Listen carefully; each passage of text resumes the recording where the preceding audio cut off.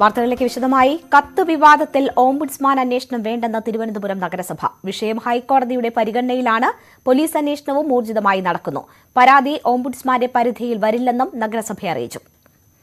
വിവരങ്ങളുമായി MG മിഥുൻ ചേരുന്നു.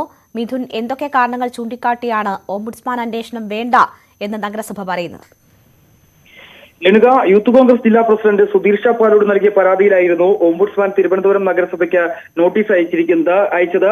20 മുമ്പ് തന്നെ ഇത് സംബന്ധിച്ചുള്ള വിശദീകരണം നൽകണമെന്നാവശ്യപ്പെട്ട മേയർക്കും ഒപ്പം തന്നെ നഗരസഭാ സെക്രട്ടറിക്കുമായിരുന്നു ഓംബുഡ്സ്മാൻ നോട്ടീസ് നൽകിയത്. കൂടാതെ തന്നെ ഡിസംബർ 2-ന് ഇരുവരും നേരിട്ട് ഹാജരാകണമെന്നുള്ള നിർദ്ദേശവും ഓംബുഡ്സ്മാൻ ഈ പരാതിയുടെ അടിസ്ഥാനത്തിൽ നിർദ്ദേശം മുന്നോട്ട് വെക്കുകയും ചെയ്തിരുന്നു. അതിനാണ് ഇപ്പോൾ മറുപടി നഗരസഭയുടെ ഭാഗത്തുനിന്നും ഉണ്ടായിരിക്കുന്നത്. അതായത് ഈ ശുപാർശ കത്ത് വിവാദത്തിൽ ഓംബുഡ്സ്മാൻ അന്വേഷണം വേണ്ടെന്നാണ് തിരുവനന്തപുരം നഗരസഭ വിശദീകരണം നൽകിയിരിക്കുന്നത്. ഓംബുഡ്സ്മാൻ അയച്ച നോട്ടീസിൽ തിരുവനന്തപുരം നഗരസഭ മറുപടി നൽകുന്നതിനിടെയാണ് ഇത് സംബന്ധിച്ചുള്ള പരാമർശം ഉണ്ടായിരിക്കുന്നത്. പരാതി നിരസിക്കണമെന്നാണ് നഗരസഭാ സെക്രട്ടറിയുടെ ആവശ്യം. കൂടാതെ തന്നെ വിഷയം ഹൈക്കോടതിയുടെ പരിഗണനയിലുണ്ട്. ഒപ്പം തന്നെ സംഭവത്തിൽ പോലീസ് അന്വേഷണം നടക്കുന്നുണ്ട്. കൂടാതെ ക്രൈംബ്രാഞ്ചിന്റെയും വിജിലൻസിന്റെ അന്വേഷണം ഊർജിതമായി നടക്കുന്നുണ്ട്.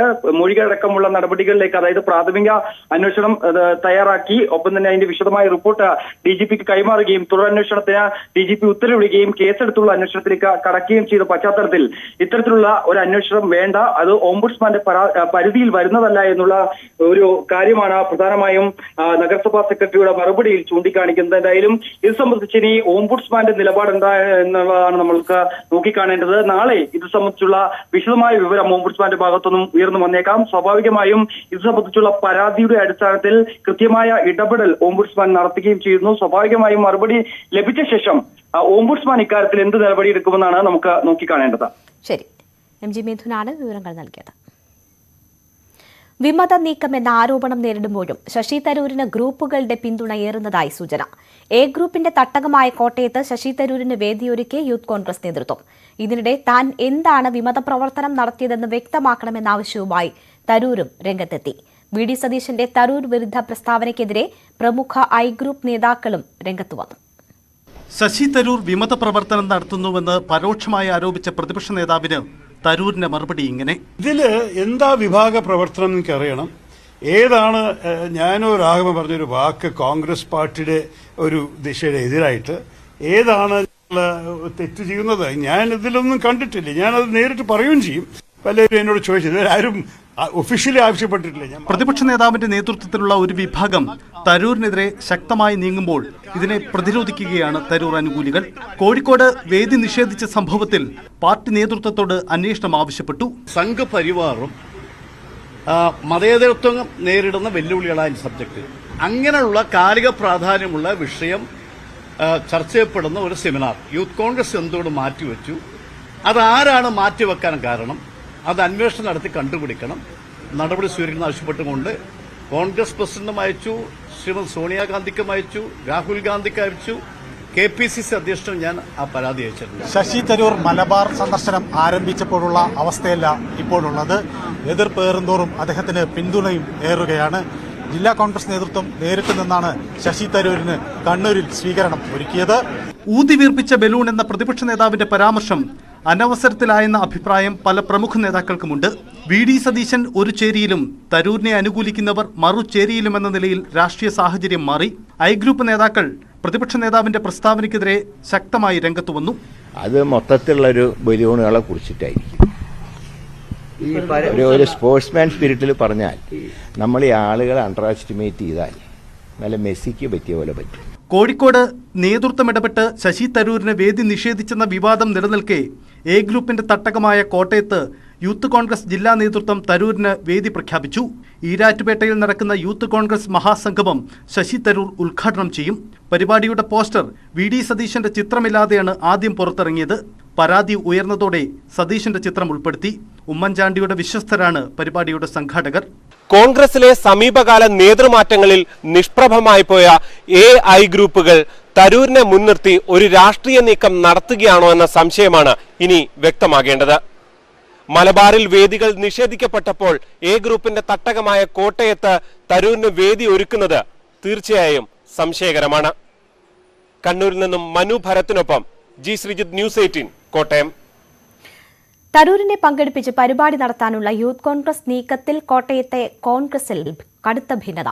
പാർട്ടിയോട് ആലോചിക്കാതെയുള്ള നീക്കം അംഗീകരിക്കാനാകില്ലെന്ന് DCC പ്രസിഡന്റ് നാട്ടകം സുരേഷ് തുറന്നടിച്ചു.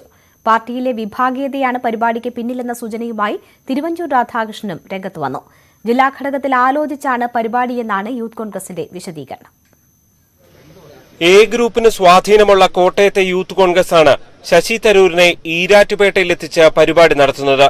പരിപാടി വിവാദമായതോടെ ഇതിനെതിരെ ആഞ്ഞടിച്ച് DCC പ്രസിഡന്റ് നാട്ടകം സുരേഷ് രംഗത്ത് വന്നു. യൂത്ത് കോൺഗ്രസ് ജില്ലാ ഘടകത്തിൽ പോലും ചർച്ചയുണ്ടായിട്ടില്ലെന്ന് നാട്ടകം സുരേഷ്. യൂത്ത് കോൺഗ്രസ് ഇപ്പോ ഏതെങ്കിലും പെട്ടെന്നുണ്ടാകുന്ന ഒരു ഇഷ്യൂവുമായി ബന്ധപ്പെട്ട ഒരു പരിപാടിയൊക്കെ നടക്കുകയാണെങ്കിൽ വളരെ പെട്ടെന്ന് എന്നുള്ള നിലയിൽ നടക്കാറുണ്ട്.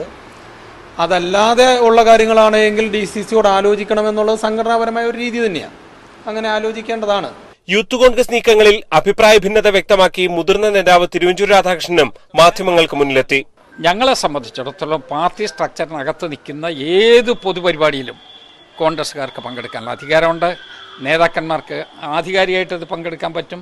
അതൊക്കെ അതിൻ്റെതായ വശത്തിൽ കൂടെ പോകും. VD സതീശന്റെ ചിത്രം ഒഴിവാക്കിയാണ് പരിപാടിയുടെ ആദ്യ പോസ്റ്റർ പുറത്തിറക്കിയത്. ഇത് വിവാദമായതോടെ പുതിയ പോസ്റ്റർ ഇറക്കി. യൂത്ത് കോൺഗ്രസിൽ മാത്രം ആലോചിച്ചാണ് പരിപാടി നടത്തുന്നതെന്ന് ജില്ലാ പ്രസിഡന്റ് ചിന്തു കുര്യൻ ജോയ് വാർത്താക്കുറിപ്പിൽ വ്യക്തമാക്കി. വിവാദങ്ങൾക്കില്ല. അതിനിടെ KPCC പുനഃസംഘടനയിൽ കടുത്ത അവഗണന നേരിട്ട എ ഗ്രൂപ്പ് ഇതിനുള്ള മധുര പ്രതികാരമായി കൂടിയാണ് തരൂരിനെ രംഗത്തെത്തിക്കുന്നതെന്ന് സൂചനയുണ്ട്. ഡിസംബർ 3 വർഗീയതയ്ക്കെതിരായ ജില്ലാ സംഗമമായാണ് ഈരാറ്റുപേട്ടയിലെ ശശി തരൂരിന്റെ പരിപാടി. G Sreejith, news 18 Kottayam. ജീവിതത്തിൽ ഇതുവരെ ഗ്രൂപ്പ് യോഗത്തിൽ പങ്കെടുത്തിട്ടില്ലെന്ന ശശി തരൂർ താനൊരു കോൺഗ്രസുകാരനാണ്. രാഷ്ട്രീയം അവസാന പ്രൊഫഷനാണ്. അതിൽ തന്നെ മുന്നോട്ടു പോകും. മൂല്യത്തിലും വിശ്വാസത്തിലും മാറ്റം വന്നിട്ടില്ല. പരിപാടികൾക്ക് ക്ഷണം ലഭിക്കുമ്പോൾ പോകാതെ വേറെ എന്ത് ചെയ്യുമെന്നും തരൂർ ചോദിച്ചു. തലസ്ഥാനത്തെത്തിയ ശേഷമാണ് തരൂരിന്റെ പ്രതികരണം. 2 കോൺഗ്രസ് എംപിമാർ കോൺഗ്രസ് വേദിയിൽ അല്ലെങ്കിൽ കോൺഗ്രസിന് എതിരില്ലാത്ത വേദിയിൽ കോൺഗ്രസ് അനുകൂലമായ വിഷയങ്ങളെ കുറിച്ച് കോൺഗ്രസ് രീതിയിൽ കോൺഗ്രസ് ലൈനിൽ പ്രഭാഷണം ചെയ്താൽ പിന്നെ എന്താണ് ഇതിന് വിഭാഗവും അതൊക്കെ സംസാരിക്കാൻ ആവശ്യം മനസ്സിലായിട്ടില്ല. പാർട്ടിയുടെ അകത്ത് എല്ലാ അവസരങ്ങളും കിട്ടുമ്പോൾ ഞാൻ എൻ്റെ അഭിപ്രായം പറയുന്നു. കോൺഗ്രസ് പാർട്ടി ഒരു ജനാധിപത്യ പാർട്ടിയാണ്. ഞങ്ങൾ എംപിമാരൊക്കെ ലോക്സഭയിൽ കൂടുന്ന മുമ്പ് എല്ലാ രാവിലെയും കൂടുമ്പോൾ അഭിപ്രായം പറയാൻ ഒരു ഹെസിറ്റേഷനിലാണ് സംസാരിക്കുന്ന വ്യക്തിയാണ് ഞാൻ. അപ്പം അങ്ങനെയൊക്കെ എൻ്റെ കാഴ്ചപ്പാട് ഞാൻ മുന്നോട്ട് വെക്കുന്ന ആൾക്കാരുടെ മുമ്പിൽ അതുപോലെ സംസാരം വരുമ്പോൾ നമ്മൾ നോക്കാം. എൻ്റെ അഭിപ്രായം ചോദിക്കുമ്പോൾ അത് കൊടുക്കാൻ തയ്യാറാണ്. ചോദിച്ചിട്ടില്ലെങ്കിൽ എനിക്ക് വേറെ വഴിയും വേറെ മാർഗമുണ്ട് എൻ്റെ ചിന്ത ജനങ്ങളൊപ്പം പങ്കെടുക്കാൻ. കെ മുരളീധരനെ പരോക്ഷമായി പരിഹസിച്ച മുല്ലപ്പള്ളി രാമചന്ദ്രൻ. ചിലർ രാവിലെ ഒന്നും ഉച്ചയ്ക്ക് വേറൊന്നും പറയുന്നു. തരൂർ വിഷയത്തിൽ AICC ഇടപെടേണ്ട ആവശ്യമില്ല. വ്യക്തിയാധിഷ്ഠിത പോരാട്ടമല്ല വേണ്ടത്. വിഭാഗീയ പ്രവർത്തനങ്ങൾ ആര് നടത്തിയാലും പ്രോത്സാഹിപ്പിക്കപ്പെടരുത്. കേരളത്തിലെ കോൺഗ്രസ് നേതാക്കൾ മാത്രം മുൻകൈയെടുത്താൽ തീരുന്ന പ്രശ്നമേ നിലവിലുള്ളൂ എന്നും മുല്ലപ്പള്ളി പറഞ്ഞു. ഇത് കേരളത്തിലെ കോൺഗ്രസ് നേതാക്കന്മാർ മാത്രം മുൻകൈയെടുത്താൽ മതി. വേറെ ആരും മുൻകൈ എടുക്കണ്ട. ഒരു അഖിലേന്ത്യാ കോൺഗ്രസ് കമ്മിറ്റിയുടെ ഇന്റർവെൻഷൻ ഇപ്പോൾ ആവശ്യമില്ല. നേതാക്കന്മാർ തന്നെ കാര്യങ്ങൾ മനസ്സിലാക്കണം. രാവിലെ ഒന്ന് ഉച്ചക്കൊന്ന്, ഇന്നൊരു നേതാവിൻ്റെ കൂടെ നാളെ മറ്റൊരു നേതാവിൻ്റെ കൂടെ. ഈ സമീപനമൊന്നും ശരിയല്ല. കോൺഗ്രസ്സുകാർക്ക് അങ്ങനെയുണ്ടോ? ഒരാശയ വ്യക്തത വേണ്ടേ? ഏതായാലും വ്യക്തിയാധിഷ്ഠിതമായ രാഷ്ട്രീയമല്ല ഇവിടെ വേണ്ടത്. ഇവിടെ കോൺഗ്രസിൻ്റെ ആശയാദർശങ്ങൾ അത് വലിയതല്ലേ. ആ തത്വങ്ങളാണ് ഈ രാജ്യത്ത് ഉയർത്തിപ്പിടിക്കേണ്ടത്. വലിയ മഴ പെയ്യുമ്പോൾ ചെറിയ തുള്ളി മാത്രം പോയതുപോലെയാണ് CK ശ്രീധരൻ പാർട്ടിയിൽ നിന്ന് പോയതെന്ന് KPCC president K Sudhakaran. TP കേസിന്റെ കാലം മുതൽ ശ്രീധരനും CPM തമ്മിൽ ബന്ധമുണ്ട്. അതിന്റെ ഭാഗമായാണ് P മോഹനൻ കേസിൽ നിന്ന് രക്ഷപ്പെട്ടത്. ശ്രീധരനൊപ്പം ഒരാൾ പോലും വന്നില്ല എന്നത് CPM കാണണം. രാഹുൽ ഗാന്ധി അടിമുടി മാറിക്കഴിഞ്ഞു. രാഹുലിനെ പപ്പു എന്ന് വിളിക്കാൻ BJPക്കാർക്ക് ഇന്ന് ധൈര്യം വരില്ല. BJP ഭരിക്കുന്നതുകൊണ്ട് മാത്രമാണ് പിണറായിക്ക് വിലങ്ങ് വീഴാത്തതെന്നും K സുധാകരൻ പറഞ്ഞു. CK ശ്രീധരൻ പോയി. അതെന്താണ് എന്ന് നിങ്ങൾക്കറിയാം. ഒരു വലിയ മഴ പെയ്യുമ്പോൾ ഒരു തുള്ളി വെള്ളം താഴെ വീണതിന് തുല്യമാണ് ശ്രീധരൻ. അവിടെ പോകാൻ ആളില്ല. അദ്ദേഹം വേറെ വർഷക്കാലം കോൺഗ്രസിന്റെ വ്യത്യസ്തമായ അധികാര സ്ഥാനങ്ങളിൽ ഇരുന്നിട്ടും എന്തേ അദ്ദേഹത്തോടൊപ്പം ഒരു 10 ആൾ പോയില്ല എന്നത് ഇവിടുത്തെ CPM-കാരും ആലോചിക്കണം. CK ശ്രീധരനും ആലോചിക്കണം. CK ശ്രീധരൻ CPM-ഉമായിട്ടുള്ള ബന്ധം തുടങ്ങുന്നത് ഇപ്പോഴല്ല. ചന്ദ്രശേഖരൻ വധക്കേസ് മുതൽ അവർക്ക് ബന്ധമുണ്ട്. മോഹനൻ മാസ്റ്റർ കേസിൽ നിന്നും ഒഴിവാക്കപ്പെട്ടത് വെറുതെയല്ല. അതിന് അതിൻ്റെതായ കാരണങ്ങളുണ്ട്. ആ കാരണങ്ങളിൽ ഒന്നിന്റെ പരിണിത ഫലമാണ് ഈ സൗഹൃദം എന്ന് നിങ്ങൾ ഓർക്കുക. അതുകൊണ്ട് ശ്രീധരന്റെ യാത്ര നമുക്ക് കോൺഗ്രസിനും ഒരു ദൗർബല്യവും ഉണ്ടാക്കിയിട്ടില്ലെന്ന് മാത്രമല്ല, ഒരു രോമകൂപം ഇളകിയതിന്റെ ഷെയ്ഖ് കോൺഗ്രസിന് കാസർഗോഡ് ജില്ലയിൽ ഇല്ല എന്നത് നിങ്ങളെ അറിയിക്കാൻ എനിക്ക് ഏറെ സന്തോഷമുണ്ട്. സംസ്ഥാനത്ത് 1 ലിറ്റർ പാലിന് 6 രൂപ വർദ്ധിപ്പിക്കാൻ മിൽമയുടെ തീരുമാനം. ഡിസംബർ 1 മുതൽ വില വർധന നിലവിൽ വരും. വർദ്ധിപ്പിച്ച 6 രൂപയിൽ 5 രൂപയും ക്ഷീരകർഷകന് നൽകുമെന്ന് മിൽമ ചെയർമാൻ അറിയിച്ചു. 3 വർഷത്തിന് ശേഷമാണ് മിൽമ പാലിന്റെ വില വർദ്ധിപ്പിക്കുന്നത്. 6 രൂപ വർദ്ധിപ്പിക്കുമ്പോൾ 83.75% ക്ഷീരകർഷകന് നൽകും. ശരാശരി 5 രൂപയാകും കർഷകന് അധികം ലഭിക്കുക. 6 രൂപ നമ്മൾ വർദ്ധിപ്പിക്കാനായിട്ട് ഇപ്പോൾ തീരുമാനിച്ചിട്ടുണ്ട്. ഇതിന് എത്ര കർഷകന് കിട്ടും, അതാണല്ലോ പ്രധാനം. നമ്മൾ വർദ്ധിപ്പിച്ചത് കൊണ്ട് മാത്രമല്ല, 83.75% കഴിഞ്ഞ തവണ പാൽ വില കൂട്ടുമ്പോൾ കർഷകന് കൊടുത്തത്. ആ 83.75% കർഷകന് കൊടുക്കാൻ തന്നെയാണ് നമ്മളിപ്പോൾ തീരുമാനിച്ചിട്ടുള്ളത്. കൂടാതെ അവരുടെ ക്ഷേമനിധിയിലേക്ക് കൊടുക്കുന്ന 0.75% അതും കഴിഞ്ഞ പ്രാവശ്യമുള്ളത് ഇപ്രാവശ്യം കൊടുക്കാൻ തീരുമാനിച്ചു. ഡിസംബർ 1 വില വർധന നിലവിൽ വരുമ്പോൾ തൈര് ഉൾപ്പെടെയുള്ള പാലുൽപ്പന്നങ്ങൾക്കും വില വർദ്ധിക്കും. 8 രൂപ 57 പൈസയാണ് മിൽമ ആവശ്യപ്പെട്ടതെങ്കിലും സർക്കാർ 6 രൂപ വർദ്ധിപ്പിക്കാനാണ് അനുമതി നൽകിയത്. ഇത് മിൽമയ്ക്കാണ് ഇതിന്റെ വില തീരുമാനിക്കാനുള്ള അധികാരമുള്ള. മിൽമ അത് തീരുമാനിച്ചിട്ടാണ് നമ്മുടെ ഒരു റെക്കമെൻഡേഷൻ എന്ന നിലയ്ക്ക് വകുപ്പ് മന്ത്രിക്ക് വന്നിരിക്കുന്നത്. അത് ഞങ്ങൾ ഒരു തീരുമാനമായിട്ട് അവരോട് അറിയിപ്പ് കൊടുത്തു. അങ്ങനെയാണ് ഇപ്പോൾ മിൽമയ്ക്ക് 6 രൂപ 1 ലിറ്റർ പാലിന് അടുത്ത മാസം 1-ാം തീയതി മുതൽ കൊടുക്കാൻ തീരുമാനിച്ചത്. സബ്സിഡി പിൻവലിക്കുന്നതോടെ ഡിസംബർ 1 മുതൽ കാലിത്തീറ്റയ്ക്കും വില വർദ്ധിക്കുമെന്ന് മിൽമ ചെയർമാൻ വ്യക്തമാക്കി. ന്യൂസ് 18 പാലക്കാട്. സംസ്ഥാനത്ത് മദ്യവില 10 രൂപ വരെ വർദ്ധിക്കും. ഡിസ്ലറികളുടെ വിറ്റുവരവ് നികുതി ഒഴിവാക്കാൻ മന്ത്രിസഭായോഗം തീരുമാനിച്ചതിലൂടെ ഉണ്ടാകുന്ന 150 കോടിയുടെ വാർഷിക നഷ്ടം ഒഴിവാക്കാനാണ് വില കൂട്ടുന്നത്. എന്നാൽ വില വർധനയുടൻ പ്രാബല്യത്തിൽ വരില്ല. നിയമ ഭേദഗതിക്ക് ശേഷമാകും വില വർധന. കേരളത്തിൽ ഉൽപ്പാദിപ്പിക്കുന്ന മദ്യം ഇവിടെ വിറ്റഴിക്കുമ്പോൾ 13% വിറ്റുവരവ് നികുതിയാണ് നൽകേണ്ടത്. കനത്ത നഷ്ടം നികത്താൻ ഇത് ഒഴിവാക്കണമെന്ന് ഡിസ്ലറികൾ ആവശ്യപ്പെട്ടിരുന്നു. സമ്മർദ്ദ തന്ത്രത്തിന്റെ ഭാഗമായി മദ്യ ഉത്പാദനവും കുറച്ചു. ഇതോടെ മദ്യക്ഷാമം വ്യാജമദ്യ ദുരന്തത്തിന് വഴിവെക്കുമെന്ന ആശങ്കയുയർന്നു. ആ സാഹചര്യത്തിലാണ് ഡിസ്ലറികളുടെ ആവശ്യം സർക്കാർ പരിഗണിച്ചത്. ധന എക്സൈസ് വകുപ്പുകളുടെ റിപ്പോർട്ടിൽ ചീഫ് സെക്രട്ടറിയുടെ ശുപാർശ കൂടി കണക്കിലെടുത്താണ് മന്ത്രിസഭാ തീരുമാനം. ഡിസ്ലറികൾക്ക് ഒഴിവാക്കിയെങ്കിലും ബാറുകൾക്കും ബിവറേജ് കോർപ്പറേഷനും വിറ്റുവരവ് നികുതി തുടരും. മദ്യത്തിന്റെ വിൽപ്പന നികുതിയിൽ 4% വർധനയുണ്ടാവുക. എന്നാൽ മദ്യവില പരമാവധി 2% കൂടൂ എന്നാണ് സർക്കാർ വിശദീകരണം. വിജ്ഞാപനത്തിലൂടെ വിലവർധന നടപ്പിലാക്കാമെങ്കിലും നിയമ ഭേദഗതിക്കു ശേഷം മതിയെന്നാണ് മന്ത്രിസഭാ യോഗത്തിന്റെ തീരുമാനം. അടുത്ത നിയമസഭാ സമ്മേളനത്തിൽ GST നിയമത്തിൽ ഭേദഗതി കൊണ്ടുവന്ന വിലവർധന നടപ്പാക്കും. 2021 ഫെബ്രുവരിയിലാണ് സംസ്ഥാനത്ത് അവസാനമായി മദ്യത്തിന് വില കൂടിയത്. ഒരു കുപ്പി മദ്യത്തിന് 10 മുതൽ 90 രൂപ വരെ അന്ന് വർദ്ധിച്ചു. ന്യൂസ് 18 തിരുവനന്തപുരം. ഫിഷറീസ് സർവകലാശാല VC-ആയി ഡോക്ടർ M. റോസാലിൻഡ് ജോർജിനെ നിയമിച്ചു. കുഫോസ് സർവകലാശാലയിൽ ഫിഷറീസ് സയൻസ് വകുപ്പിൽ ഡീനാണ് ഡോക്ടർ M. Rosalind George. ചാൻസലറാണ് നിയമനം നടത്തിയത്. Doctor K. റിജി ജോണിന്റെ നിയമനം ഹൈക്കോടതി റദ്ദാക്കിയിരുന്നു. പുതിയ VC-യെ നിയമിക്കാൻ ചാൻസലറോട് കോടതി നിർദ്ദേശിച്ചിരുന്നു. പുറത്താക്കപ്പെട്ട മുൻ VC റിജി ജോണിന്റെ ഭാര്യയാണ് റോസാലിൻഡ്. ഗവർണറെ സർവകലാശാലയുടെ ചാൻസലർ സ്ഥാനത്ത് നിന്ന് മാറ്റുന്നത് വ്യവസ്ഥ ചെയ്യുന്ന ഓർഡിനൻസ് ഗവർണർ ഒപ്പിടാതെ മടക്കി.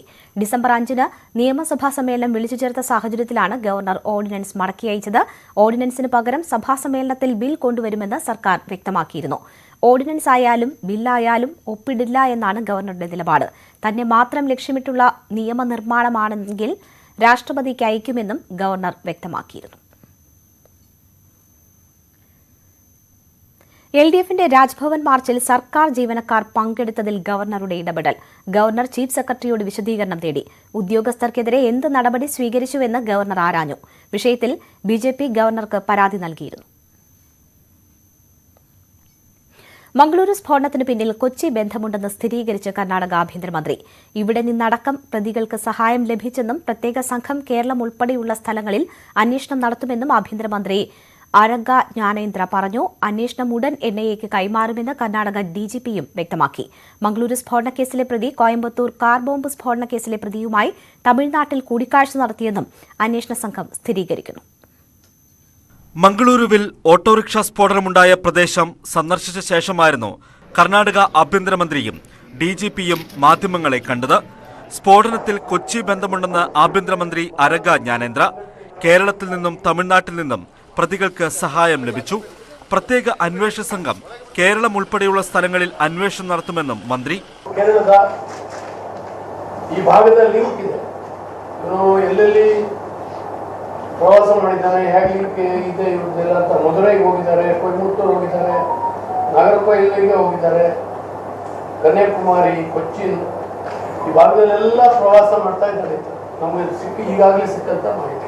പ്രതിക്ക് അന്താരാഷ്ട്ര തീവ്രവാദ സംഘങ്ങളുമായി ബന്ധമുണ്ടെന്ന് DGP പ്രവീൺ സൂദ് പ്രതികരിച്ചു. മതസൗഹാർദ്ദ അന്തരീക്ഷം തകർക്കലായിരുന്നു ലക്ഷ്യമെന്നും DGP. കോയമ്പത്തൂരിൽ കാർ ബോംബ് സ്ഫോടനത്തിൽ കൊല്ലപ്പെട്ട ജമേഷ മുബീനുമായി മംഗളൂരു സ്ഫോടനക്കേസ് പ്രതി മുഹമ്മദ് ഷാരിഖിന് ബന്ധമുണ്ടെന്ന് അന്വേഷണ സംഘം കണ്ടെത്തി. തമിഴ്നാട്ടിലെ സിരിങ്ങനെല്ലൂരിൽ വെച്ച് സെപ്റ്റംബറിൽ ഇരുവരും കൂടിക്കാഴ്ച നടത്തി. ഊട്ടി സ്വദേശിയായ അധ്യാപകന്റെ രേഖ ഉപയോഗിച്ചായിരുന്നു ഷാരിഖ് കോയമ്പത്തൂരിൽ താമസിച്ചിരുന്നത്. ഇയാൾ തമിഴ്നാട് പോലീസിന്റെ കസ്റ്റഡിയിലാണ്. കോയമ്പത്തൂർ കേസിൽ അറസ്റ്റിലായ മറ്റ് 6 പ്രതികളുമായി ഷാരിഖിന് ബന്ധമുണ്ടോ എന്നും അന്വേഷിക്കുന്നുണ്ട്. മംഗളൂരുവിൽ പൊട്ടിത്തെറിച്ച കുക്കർ ബോംബ് ഉഗ്രശേഷിയുള്ളതെന്ന ഫോറൻസിക് റിപ്പോർട്ടും പുറത്തുവന്നു. +- കണക്റ്റിംഗ് യൂണിറ്റിനൊപ്പം ഡിറ്റനേറ്ററും ഉണ്ടായിരുന്നുവെന്നാണ് റിപ്പോർട്ട്. ബോംബ് പൂർണ്ണശേഷിയിൽ പൊട്ടിത്തെറിച്ചിരുന്നുവെങ്കിൽ വലിയ ജീവഹാനി സംഭവിക്കുമായിരുന്നുവെന്നും റിപ്പോർട്ടിലുണ്ട്.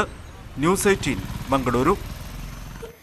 പണം സമാഹരിക്കുന്നതിന് പോപ്പുലർ ഫ്രണ്ടിന് ഗൾഫ് രാജ്യങ്ങളിൽ സംഘടിത സംവിധാനങ്ങൾ ഉണ്ടായിരുന്നതായി enforcement directorate. Delhi Patiala house കോടതിയിൽ സമർപ്പിച്ച കുറ്റപത്രത്തിലാണ് പരാമർശം. PMLA കോടതിയിൽ സമർപ്പിച്ച അനുബന്ധ കുറ്റപത്രത്തിലാണ് പോപ്പുലർ ഫ്രണ്ടിന്റെ സാമ്പത്തിക സ്രോതസ്സുകൾ സംബന്ധിച്ച വിശദാംശങ്ങൾ ED ഉൾപ്പെടുത്തിയിരിക്കുന്നത്. സെപ്റ്റംബർ 22-ന് പോപ്പുലർ ഫ്രണ്ട് കേന്ദ്രങ്ങളിൽ രാജ്യവ്യാപകമായി ദേശീയ അന്വേഷണ ഏജൻസികൾ നടത്തിയ റെയ്ഡിൽ അറസ്റ്റിലായ പോപ്പുലർ ഫ്രണ്ട് നേതാക്കളായ പർവേസ് അഹമ്മദ്, മുഹമ്മദ് ഇല്യാസ്, അബ്ദുൾ മുഖീദ് എന്നിവർക്കെതിരെ ED സമർപ്പിച്ച കുറ്റപത്രത്തിലാണ് ഗൾഫ് രാജ്യങ്ങളിൽ PFIക്ക് സംഘടിത രൂപത്തിൽ സാമ്പത്തിക സമാഹരണത്തിന് സ്രോതസ്സുകൾ ഉണ്ടായിരുന്നെന്ന് വ്യക്തമാക്കിയിരിക്കുന്നത്. പോപ്പുലർ ഫ്രണ്ടിന്റെ ഡൽഹി യൂണിറ്റ് പ്രസിഡന്റായിരുന്ന പർവേസ് അഹമ്മദ് സംഘടനയ്ക്ക് വേണ്ടി വിവിധയിടങ്ങളിൽ നിന്ന് ധനസമാഹരണം നടത്തുന്നതിന് മേൽനോട്ടം വഹിച്ചതായാണ് കണ്ടെത്തൽ. PFIയുടെ ഡൽഹി യൂണിറ്റ് ജനറൽ സെക്രട്ടറിയായിരുന്ന മുഹമ്മദ് ഇല്യാസ് ഡൽഹി ഉൾപ്പെടെയുള്ള മേഖലകളിൽ സംഘടനയ്ക്ക് വേണ്ടി ധനം സമാഹരിച്ചിരുന്നതിന്റെ തെളിവുകൾ ലഭിച്ചതായും EDയുടെ കുറ്റപത്രത്തിൽ പരാമർശമുണ്ട്. മേൽപ്പറഞ്ഞ 3 പ്രതികളും തിഹാർ ജയിലിൽ ജുഡീഷ്യൽ കസ്റ്റഡിയിൽ കഴിയുകയാണ്. പോപ്പുലർ ഫ്രണ്ടിനെയും 9 അനുബന്ധ സംഘടനകളെയും ആഗോള ഭീകര സംഘടനകളുമായി ബന്ധമുണ്ടെന്ന കണ്ടെത്തലിന്റെ പശ്ചാത്തലത്തിലാണ് കേന്ദ്ര ആഭ്യന്തര മന്ത്രാലയം നിരോധിച്ചിരിക്കുന്നത്. സേവന പ്രവർത്തനങ്ങൾക്കെന്ന വ്യാജനെ ബാങ്കുകളിൽ നിക്ഷേപിച്ചിരുന്ന വൻതുക പോപ്പുലർ ഫ്രണ്ട് നേതാക്കളുടെ ബാങ്ക് അക്കൗണ്ടുകളിലേക്ക് കൈമാറിയിരുന്നതായും അനുബന്ധ കുറ്റപത്രത്തിൽ പരാമർശമുണ്ട്. National desk, news 18. മുസ്ലിം ലീഗ് അധ്യക്ഷൻ പാണക്കാട് സാദിഖ് അലി ശിഹാബ് തങ്ങളുടെ വസതിയിലേക്ക് ഇന്ന് ഒരു അതിഥി എത്തി. രാഷ്ട്രീയമായി മറുചേരിയിലാണെങ്കിലും രാഷ്ട്രീയത്തിന് അതീതമായി സഭ നിയന്ത്രിക്കുന്ന AN ഷംസീർ. എന്തായിരുന്നു ഇവരുടെ ചർച്ച? റിപ്പോർട്ട് കാണാം. ഉച്ചയ്ക്ക് 1 മണിയോടെയായിരുന്നു സ്പീക്കർ സാദിഖ് അലി ശിഹാബ് തങ്ങളുടെ വസതിയിലെത്തിയത്. PK Kunhalikutty, Munavar Ali Shihab Thangal, PV Abdul Wahab, MLA P Ubaidullah എന്നിവർ ചേർന്ന് സ്പീക്കറെ സ്വീകരിച്ചു. ഏതാനും നിമിഷങ്ങൾ നീണ്ട സൗഹൃദ സംഭാഷണം. സൗദിക്കെതിരെ അർജന്റീനയുടെ തോൽവിയും നാട്ടുവിശേഷങ്ങളുമെല്ലാം കൂടിക്കാഴ്ചയിൽ ചിരിവർത്തമാനങ്ങളായി.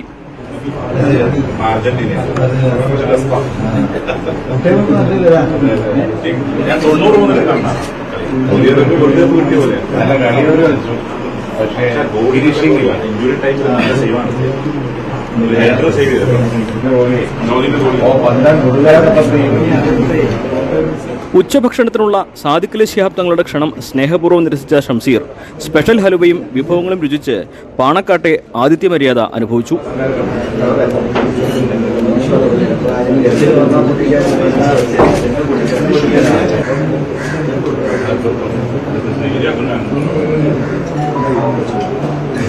പാണക്കാട് മുൻപും വന്നിട്ടുണ്ടെന്നും രാഷ്ട്രീയമൊന്നും പറയാനില്ലെന്നും സ്പീക്കർ. അതെ, ഫുട്ബോളാണ് പ്രധാന ചർച്ച. മലപ്പുറമല്ല, രാഷ്ട്രീയമൊന്നും ഇല്ലല്ലോ. രാഷ്ട്രീയം ഇപ്പം എനിക്ക് ചർച്ച ചെയ്യാൻ പറ്റില്ലല്ലോ. അങ്ങനെ ഇപ്പൊ ഒരു ടീമിൽ ഉറച്ചു നിൽക്കുന്നില്ല. അർജന്റീനയുടെ ആളായിരുന്നു ഒരു കാലം വരെ. ഇപ്പൊ അങ്ങനെ പ്രത്യേകിച്ചൊരു ടീമൊന്നുമില്ല. സന്ദർശനത്തെ പറ്റി ലീഗ് നേതാക്കൾ ഇങ്ങനെ പറഞ്ഞു. തങ്ങളുടെ വീട്ടിലെല്ലാവരും വന്നുകൊണ്ടിരിക്കും. അപ്പോൾ അതാണ് അതിൽ പണ്ടേ പതിവുള്ളതാണ് ഈ രീതികളൊക്കെ. അംഗന്മാരുടെ വീട്ടിലെല്ലാവരും വരും. ബഹുമാനപ്പെട്ട സ്പീക്കർ തിരഞ്ഞെടുക്കപ്പെട്ടു വന്ന് മലപ്പുറത്ത് വന്നപ്പോൾ തങ്ങളെ സന്ദർശിച്ചു. അത്രയേ ഉള്ളൂ. മുഹമ്മദ് അബ്ദുറഹ്മാൻ സാഹിബിന്റെ 77ാമത് ചരമവാർഷിക ദിനാചരണ ഉദ്ഘാടന ചടങ്ങിന് ശേഷമാണ് സ്പീക്കർ പാണക്കാടെത്തിയത്. ന്യൂസ് 18 മലപ്പുറം. കണ്ണൂരിൽ ഫുട്ബോൾ കളിക്കിടെ വീണ് പരിക്കേറ്റ 17-കാരന്റെ കൈ മുറിച്ചു മാറ്റിയ സംഭവത്തിൽ പോലീസ് കേസെടുത്തു. ബന്ധുക്കളുടെ പരാതിയിൽ ചികിത്സാ പിഴവിനാണ് കേസെടുത്തത്. ഡോക്ടറുടെ അനാസ്ഥ കാരണമാണ് കൈ മുറിച്ചു മാറ്റിയതെന്നാണ് പരാതി. സംഭവത്തിൽ പോലീസ് അന്വേഷണം തുടങ്ങി. കുട്ടിയുടെ ഇടതു കൈയാണ് മുട്ടിന് താഴെ മുറിച്ചു മാറ്റിയത്. കഴിഞ്ഞ ദിവസം ആരോഗ്യവകുപ്പ് ഉദ്യോഗസ്ഥർ ജനറൽ ആശുപത്രിയിലെത്തി ഡോക്ടറുടെയും ജീവനക്കാരുടെയും മൊഴി രേഖപ്പെടുത്തിയിരുന്നു. റബ്ബറിന്റെ വില സ്ഥിരതാ ഫണ്ട് 250 രൂപയായി അടിയന്തരമായി ഉയർത്തണമെന്നും ഇടുക്കി ജില്ലയിലെ ഭൂവിഷയം പരിഹരിക്കുന്നതിന് മുൻകാല പ്രാബല്യത്തോടെ നിയമ ഭേദഗതി കൊണ്ടുവരണമെന്നും കേരള കോൺഗ്രസ് എം. ഇക്കാര്യം ആവശ്യപ്പെട്ട് ജോസ് കെ മാണിയുടെ നേതൃത്വത്തിൽ പാർട്ടിയിലെ ജനപ്രതിനിധികൾ മുഖ്യമന്ത്രിക്ക് നിവേദനം നൽകി. നാളികേരത്തിന്റെ സംഭരണ വില 50 രൂപയാക്കണമെന്നും മുഖ്യമന്ത്രിക്ക് നൽകിയ നിവേദനത്തിൽ ആവശ്യപ്പെട്ടു. വിഷയങ്ങൾ അനുഭാവപൂർവ്വം പരിഗണിക്കാമെന്നും മുഖ്യമന്ത്രി ഉറപ്പു നൽകിയതായി ജോസ് കെ മാണി അറിയിച്ചു. ഇടുക്കി നാരകക്കാനത്ത് പാചകവാതക സിലിണ്ടറിൽ നിന്ന് തീ പടർന്ന് വീട്ടമ്മയ്ക്ക് ദാരുണാന്ത്യം. നാരകക്കാനം കുമ്പിടിയാമാക്കൽ ചിന്നമ്മ ആന്റണിയാണ് മരിച്ചത്. പുറത്തു പോയിട്ട് വന്ന് അടുക്കളയിൽ സ്റ്റൗ കത്തിക്കുമ്പോഴാണ് അപകടമുണ്ടായത്. തങ്കമണി പോലീസ് സ്ഥലത്തെത്തി മേൽ നടപടികൾ സ്വീകരിച്ചു. ദർശന പുണ്യം തേടി ശബരീശ ദർശനം ഇൻ അസോസിയേഷൻ വിത്ത് നമ്മളെ അറിയുന്ന നമ്മുടെ ആവശ്യങ്ങൾ അറിയുന്ന ഒരേ ഒരു gold loan company ICL FinCorp.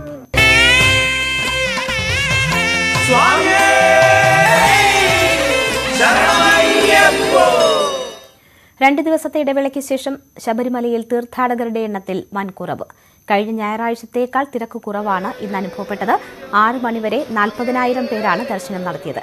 വരും ദിവസങ്ങളിൽ കൂടുതൽ തീർത്ഥാടകർ എത്തുമെന്ന പ്രതീക്ഷയിലാണ് ദേവസ്വം ബോർഡ്. ഖത്തറിൽ കണ്ണും നട്ട് പന്തോളം പവർഡ് ബൈ ICL FinCorp. നമ്മളെ അറിയുന്ന നമ്മുടെ ആവശ്യങ്ങൾ അറിയുന്ന ഒരേ ഒരു gold loan company ICL FinCorp.